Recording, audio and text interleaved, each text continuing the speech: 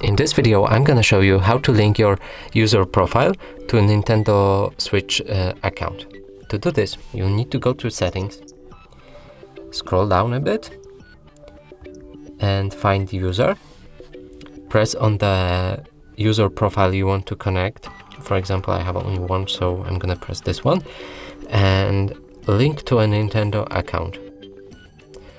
Now it will prompt you that it's preparing.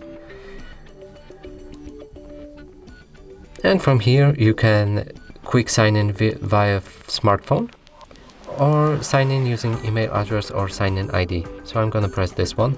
You can also create a new account if you prefer.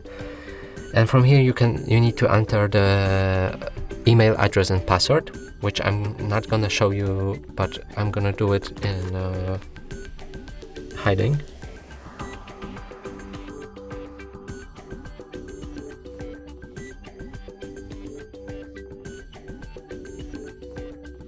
And now, after you've entered your password and your email address or your sign-in ID and press login, you'll be seeing this notification, and you just need to press link.